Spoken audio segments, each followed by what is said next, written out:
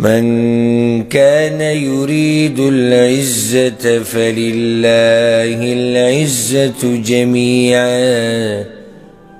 کسوک عزت غواړي نو عزت ټول د چا په اختیار کې دی؟ د الله په اختیار کې دی.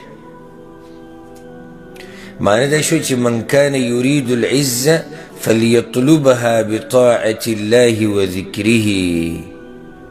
کسوک عزت غواړي نو د الله نه دی د عزت غواړي په څه سره؟ د هغه په بندګۍ سره، د هغه په یادولو سره.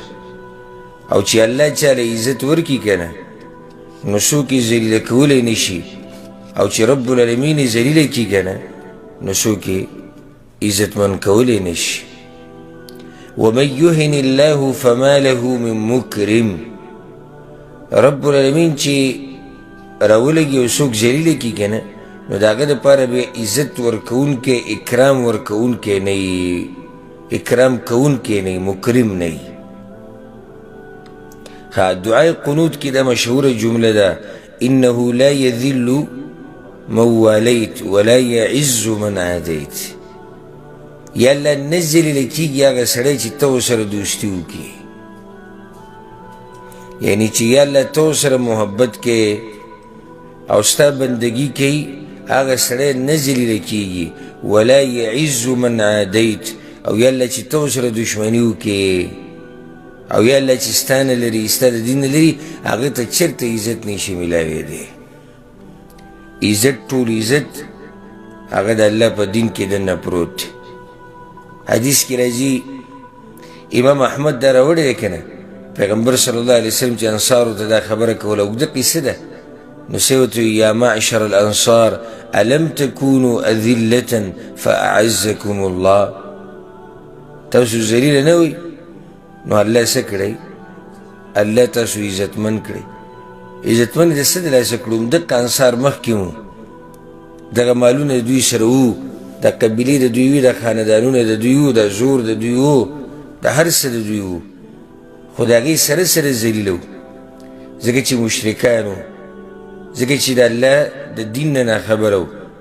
کو چی کل دوی مسلمانان شو اللہ ولا دومره عزت ورکو. دی خبری تا گورا سوچ کوئی چی حدیث کی دا رضی پیغمبر صلی اللہ علیہ وسلم وی دا انصارو سر محبت تا ایمان نخدا، او انصارو سر دشمنی او بغض دا منافقت نخدا.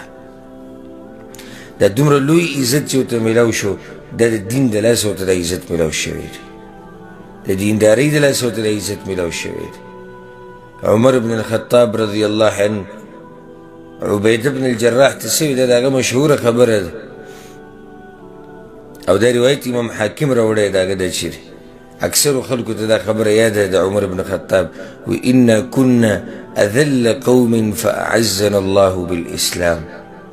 منگو ردی زلیل خلقو خو اللہ منگل عزت راکو دا اسلام دلاسا فمهما نطلب العز بغیر ما اعزنا اللہ به اذلنا اللہ. نو هر کلی چی بیا منگا عزت پا نور سکی لٹھو دا اگا سن علاوہ چی رسد اللہ صلی اللہ منگل عزت را کردے نو منگ بزیلی لکیو. دا عمر بن خطاب رضی اللہ عنہ خبر.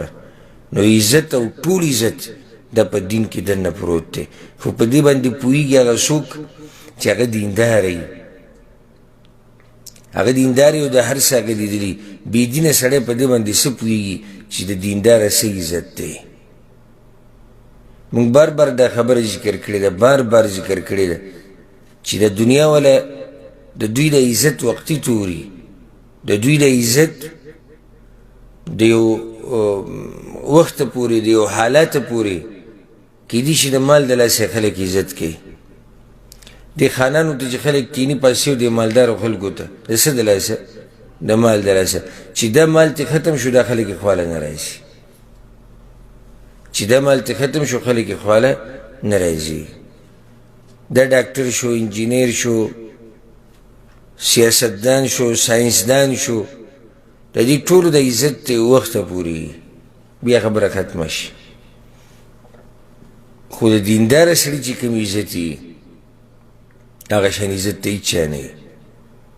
خوز آگا دیندار یادوم چی آگا پس ایمانو سر دینداری قرآن و حدیث بیانی اگر چی اللہ کم عزت ورکڑی. اوس که څوک ماته قصه کوي چې یاره پلانې او پلانې او نو موږ وایو چې پلانې او پلانې خو د دین لباس یې په ځان اچولی دی دینداري خو پکې نشته که نه د دین لباس یې په ځان کې اچولی ځکه الله ذلیله کړو دې ته منافقت هم ویلی کېږي او دا خو دینداري نه شو نو الله ولې عزت ته کوم ځای نه ورکوي دی به لازم ذلیله کېږي یاره پلاني ځای کې مولوي صاحب سره ده وشو پلاني ځای کې قاري صاحب سره ده وشو لازم به په هغې کې څه چلي موږ عامه خبره کوو چې دیندارو خلکو له چې الله کوم عزت ورکړی دی دا په بل څه کې نشته او لویه خبره دا ده چې یو سړی د الله په نزد عزتمند شي دا د ټول نه غټه خبره ده چې یو سړی د الله په نزد عزتمني دا د ټولو نه لویه خبره ده